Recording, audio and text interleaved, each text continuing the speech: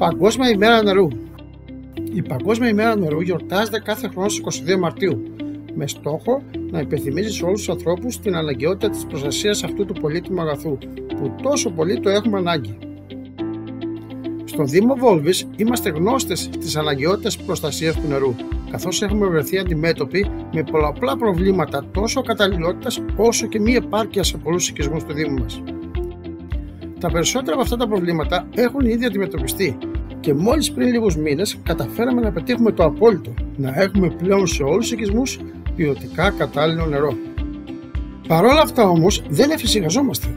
Είμαστε σε διαρκή εγρήγορση και κάνουμε συνεχείς ελέγχους για να προστατεύσουμε και να θωρακίσουμε την καταλληλότητα του πόσιμου νερού, ενώ ενημερώνουμε και παροτρύνουμε τους κατοίκους και καταναλωτές για την αποφυγή της πατάλης. Γιατί μπορεί να αντιμετωπίσαμε την καταλληλότητα, αλλά ακόμα δεν έχει αντιμετωπιστεί πλήρως η επάρκεια του νερού.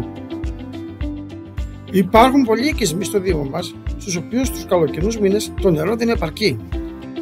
Εμείς, ως διαχειριστές του νερού, κινούμαστε προς κάθε δυνατή κατεύθυνση και προγραμματίζουμε έργα που θα βελτιώσουν την επάρκειά του. Όμως αυτό το πρόβλημα δεν μπορεί να αντιμετωπιστεί μόνο από εμάς. Η λύση σε αυτό το πρόβλημα θα πρέπει να δοθεί από όλους μας.